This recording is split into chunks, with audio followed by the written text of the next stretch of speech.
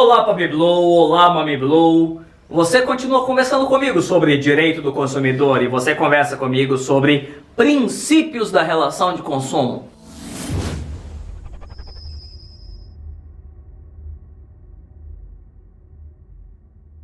Bem, olha pra cá.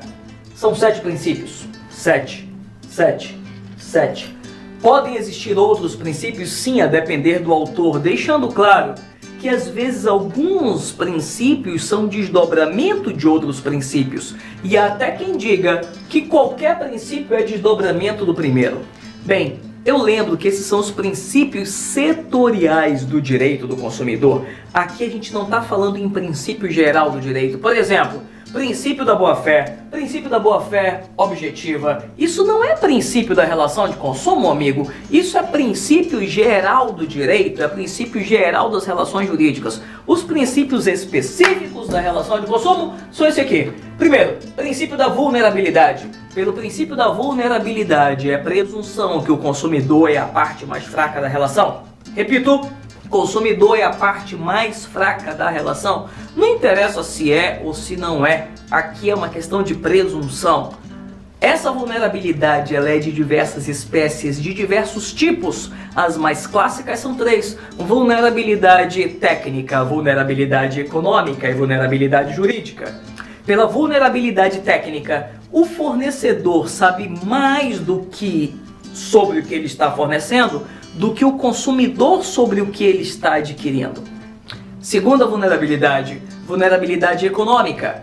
O fornecedor tem bem menos necessidade do consumidor do que o consumidor daquele fornecedor.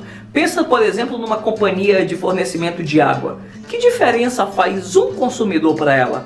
Agora, para esse consumidor, faz toda a diferença ele ser bem ou mal tratado por essa empresa de água. Ou seja, por presunção, o fornecedor tem muito mais poder econômico do que o consumidor. Vulnerabilidade jurídica. O fornecedor tem muito mais poder de defender o seu interesse do que o consumidor de defender o interesse dele. Quem é que vai defender o fornecedor em juízo? São os grandes escritórios de advocacia. Advogados que estão absolutamente bem informados e bem atualizados quanto às últimas decisões a favor do fornecedor. E quem é que vai defender o consumidor? Às vezes ninguém, juizado especial, até 20 salários mínimos nem precisa de advogado. E quando o consumidor vai com o advogado, é aquele advogado amigo dele, é o primo dele que acabou de pegar a carteira do exame da ordem, que está pegando ali qualquer causa. Segundo princípio é o princípio da proteção. Pelo princípio da proteção, o governo, ou seja, o Estado e o fornecedor têm dever de proteger o consumidor, já que ele é o mais fraco.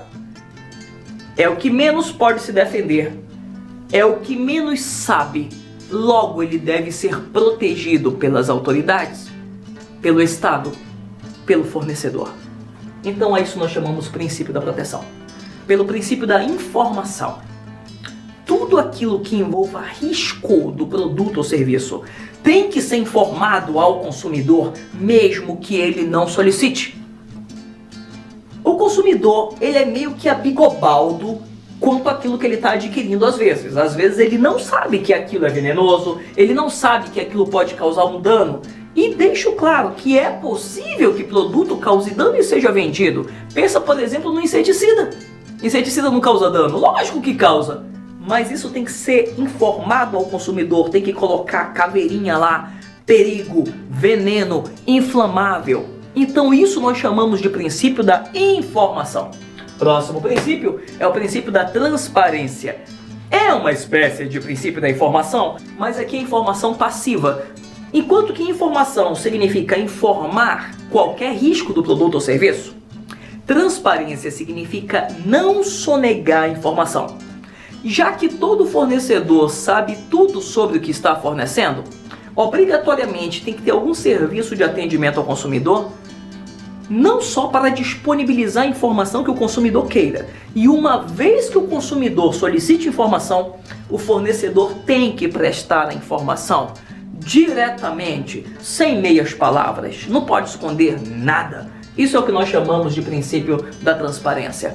Pelo princípio do equilíbrio contratual absoluto, é o seguinte: existe um tipo de princípio de equilíbrio contratual no direito civil, onde o princípio do equilíbrio contratual no direito civil está na cabeça, está na mente dos contratantes. Então aqui, ó, contratante A e contratante B. Nada impede que esse aqui perca no contrato, desde que na cabeça dele ele esteja pensando que ele está perdendo nesse contrato para ganhar num contrato mais adiante. Isso nós chamamos de equilíbrio relativo, equilíbrio só entre as pessoas, e ninguém tem nada a ver com isso. Agora, princípio de equilíbrio contratual na relação de consumo é um pouco diferente. Porque, olha pra cá, consumidor, fornecedor.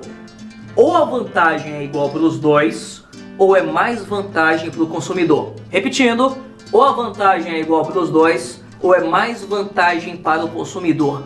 O equilíbrio ele tem que ser visto de fora, é um equilíbrio objetivo e é um equilíbrio absoluto, ou seja, quanto ao objeto visto de fora, não é relativo, não está na cabeça das partes. Então a isso nós chamamos de princípio do equilíbrio contratual absoluto. Ou mais para o consumidor, ou tudo igual, mas jamais, never, vantagem só para o fornecedor.